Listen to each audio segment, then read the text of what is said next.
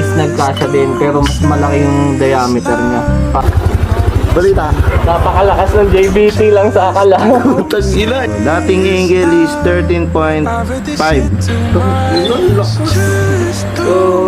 Fair tayo, i-compare natin siya dito sa 2020 version na drive phase. So, and yung sa full titanium, ang ganda, napakaganda, nagagandahan talaga ako. Is merong boom!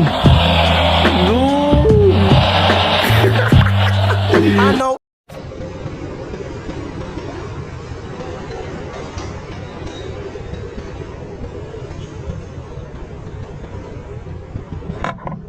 What's up mga sir? Welcome back sa aking channel, Dirt Speed Motovlog!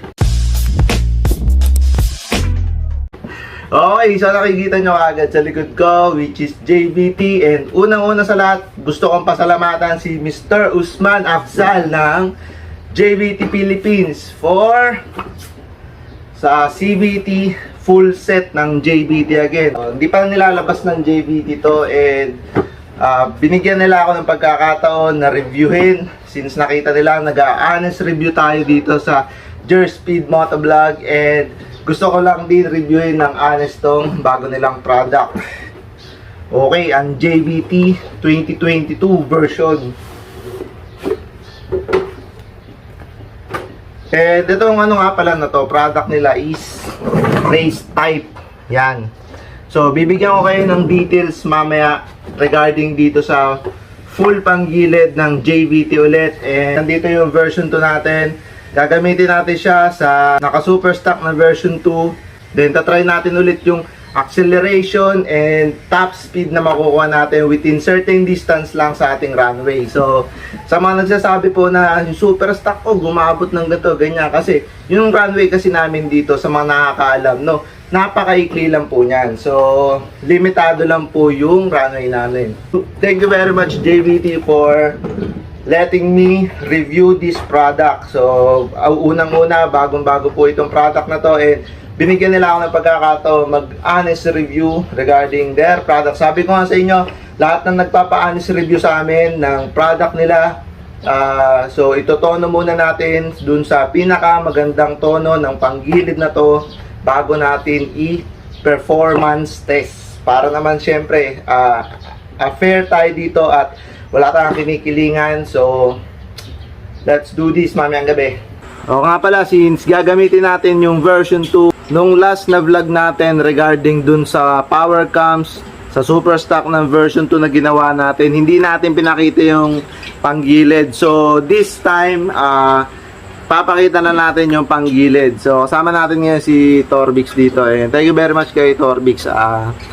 Tinulungan na tayo dito para ngayong gabi sa performance test. Since na last time din si Torbix yung nag top speed and acceleration review dun sa version 2 at power cams, para makita talaga natin yung pagbabago ng acceleration and then top speed. So makukuha natin kung ilan yung kalalabasan ng top speed nito ang gagamitin nating version 2 super stock. This pulley set is a race type, so race ang gamit natin ngayon, hindi stock na motor. So kargado ng konti yung gagamitin natin. So super stock yung gagamitin natin. So since maraming mahilig sa racing dyan, abangan nyo tong review natin na to kung anong kalalabasan, kung goods ba. And thank you very much pala again sa JBT Philippines to allow me to have honest review regarding the newest and the latest pulley set and buong panggilid ng JBT version 2020. So, thank you very much po. At lalong-lalo kay Sir Usman. Thank you na ng JBT Philippines. Thank you very much po. Okay, so panggilid reveal. So, panggilid natin na ginamit dun sa power cams na nakakuha ng top speed of 130 kph in a certain distance dun sa runway natin is version 2 ng speed tuner. Tapos ang bell niya is AGM light and bell at stock lining, center spring, kunin natin mamaya, abangan nyo, and yung clutch spring details, bola details, so kunin natin lahat, then stock torque drive para sa version 2 natin. Alright, So, meron tayong timbangan dito. Parang timbangin yung bagong bigat na itong mga to. And una muna sa lahat, may tanong si Victor kasi kanina. And napagtanto lang din namin. So, papakita sa atin ni Victor. Meron siya natuklasan kanina eh. So ito yung old model ng JBT. Yung 2020 version. Tapos ito yung backplate niya. Is maliit. Yan, yung luma. Tapos yung V-shape niya is maliit. So kung makikita nyo, sakto. Para dito. Tapos yung bagong version, tinetesting ko kung magkakasya. Is nagkasya din, pero mas malaki yung diameter niya. Parang mas dudulo siya. Kung makikita na nyo. hindi lalabas yung bola. Tama. So, pwede yun, no? So, siguro, soon, idagdag natin details yun. Kasi, ang laki ng pagkakaiba kasi ng backplate. So, pakita natin yung backplate. Sa backplate pa lang, ibang-iba na. Tsaka kung makikita mo dito sa, sa slide piece, ayan, na ang laki. Pero, to fit naman siya. Yung, etong old version, dun sa bago. So, fit naman. Tama, no? To, fit. Ayan. Yun. So, yun yung lumang backplate. Pero kung mapapansin nyo, medyo malaki yung uwang. Pero fit naman siya. Same lang din dito, malaki yung uwang. Oo. Oo nga. Same nga lang dun sa una. Pero, ano yun maganda yun. So, ibang-iba talaga yung backplate nito. Napakalaki ng slide piece. And, subukan natin. Ito yung nga pala yung old version. Kukuha na natin ng angle. Since na para fair tayo, i-compare natin siya dito sa 2020 version na drive phase. So, tignan natin yung pagkakaiba niya by means of technical specification tulad ng angle, tsaka ng bigat. So, lahat yan, yung kasama yung bell, yung hindi na siguro natin sasama tong lining since na special din naman to. Parang pansin ko paras lang din dun sa dati. Pero pinagkaiba lang niya dito sa titanium. Kaso limited din kasi yung titanium nila kaya wala na tayo nakuhang titanium bell. So ang stock na natin dito ito yung ganito na. Pero try na rin natin para may comparison lang. Unang titimbangin natin tong version na to. So version 2 ng bell. Malalaman nyo kung version 2 kasi bakit. So, naka-groove yan. Yung version 1 nito is walang groove pero merong butas. Butas sa gilid. Ayan. So, ito version 2 ng JBT na yan. Bell. Which has 850 grams. 850 grams tong version 2 nila. And yung sa full titanium. Ang ganda. Napakaganda. Nagagandahan talaga ako. Is merong walang cut-cut. So, merong 700 grams. So, 150 yung mas nilighten neto. Bagong bell ng JBT 2020. So, dito naman tayo. Pulley set. Ay, drive face pala. Drive face. So, drive face. Kung ilan yung timbang. So, drive face ng JBT 2020. 200 grams. Para dito. And, dun sa luma, comparison, ilan? So, same lang. So, 200 grams lang din. So, walang ganang pagbabago dito sa So, malalaman natin mamaya yan yung angle neto versus sa angle naman netong bago. Pero, kung makikita nyo, same lang sila ng diameter. Outside diameter, inner diameter. So, almost same lang. Pero, makikita natin parang pagkakaiba nila is angle, ayan kung makikita nyo sa camera. Alright, so 0-0 muna tayo dito sa ayan, ito yung bagong drive face. Calibrate muna natin. Yan, 0-0. Then kunin natin yung angle 13.7 yung drive face ng bago, yung 2022. So, pero forged aluminum gawa. Pero ang ganda, magaang. Bagong angle. So, ito yung dati. 0-0 muna natin. 0-0 muna, then kunin natin yung angle yung dati. So, dating angle is 13.5. Yan. So, 13.5 o 13.6 yung dating angle. And ito naman is 13.7. So, di ko lang bakit ano lang ng angat ng 0.1 degree. So, parehas lang. 13.5 din. Okay, so kuha na naman natin yung pulley. Ito yung bagong pulley na 2020. So, masyado siyang magang para sa akin. 0-0. Tingnan natin angle.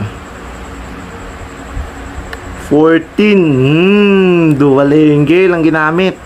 So, JVT JVT. Dual angle. So, version 2. Kung ilan. So, calibrate natin 0-0 muna. Yan, 0-0.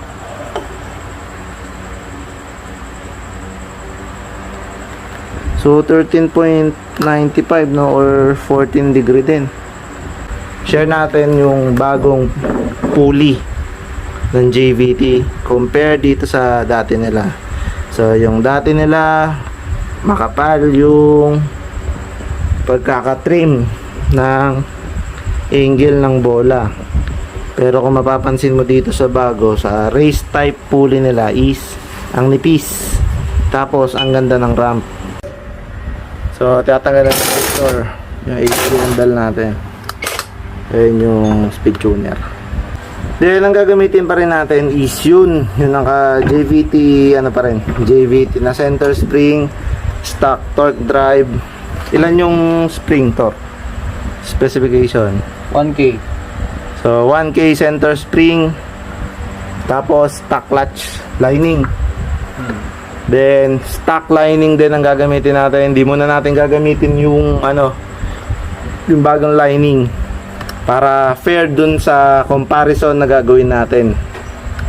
Kasi syempre hindi natin mako-compare ng maayos yan kung iba yung lining. Baka sabihin madaya. So, stock lining gagamitin natin. 1K center spring. B65 yung belt. And yung bola na lang kukunin natin. Ito yung yung lumang bola na sa nakakabit. So 10.7, 10.8. So straight 11 yung ginamit natin. Ayan, para maganda yung comparison. Dapat ito na ilalagay natin na bola. Para kung makikita natin, which is 65 grams total. So para makita natin yung pagkakaiba talaga. Ginagawa namin lagi, every honest review namin, itotono muna namin ng tama yung buong panggilid bago tayo mag-run or mag-performance test. So, stock pipe pala yan. Stock pipe.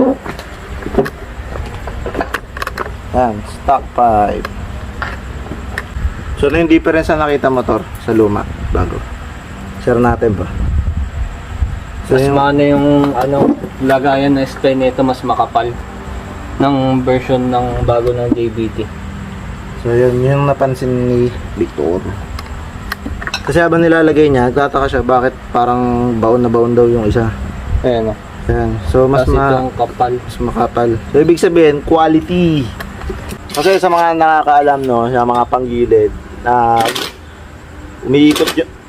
umiikot yung spline Kasi 'di ba yung kinakain ng spline ng sigunyal yung sa drive face. So kaya siguro ang technology ngayon nila para nila dahil siguro sa Asian yun. Let's see.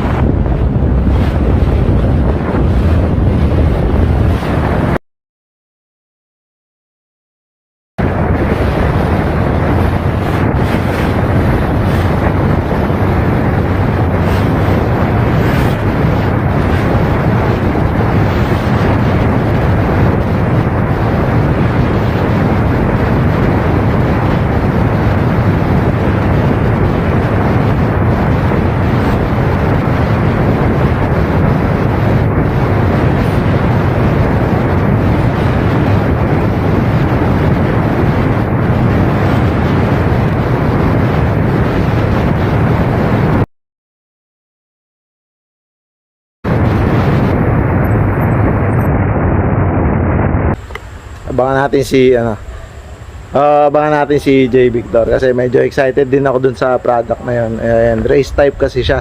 So hindi siya yung usual na CBT. And yung sa magtatanong ng presyo ng full set is no idea ako, no idea. Kasi not yet released in the market nga. Oh, ito na si J Victor. Woo! Anong balita? Balita. Napakalakas ng JBT lang sa akala. Ilan. Parang kabgado ang takbuhan. Makikita nyo sa vlog ang top speed reveal. Nice. So, check natin yung yung camera niya. Kung ilan nakuha. Check natin mga sir.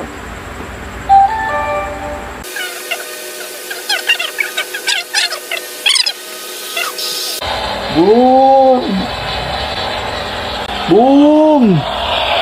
Boom! Tagin ang lakas! Oo nga! Tang ilang lakas! Gagi! Saka lang!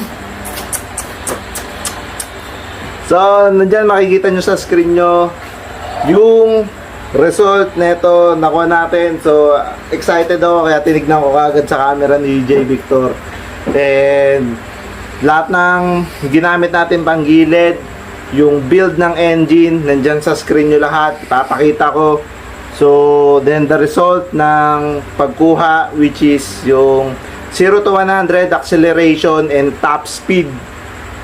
So JBT. So thank you very much po ulit sa JBT Philippines para sa honest review na gagawin natin ngayong gabi, sa ginawa natin ngayong gabi. And yun lang. And thank you very much kay Victor sa Team Gearspeed. Thank you very much din. Panoorin nyo and salamat sa mga lahat na nanonood ng Gearspeed. Thank you. So J Victor, pinapanood nyo yung gawa niya with dito. Uy, sa JBT. So, so, pinapanood JBT. So, kailangan nyo ng Maxi Rider J Victor. So, kapasa na yan soon ng Rider's Profile. Ito po yung version 2 na ginamit. Si Ontario. Thank you nga pala Team Gearspeed para sa version 2 natin. Pure stock.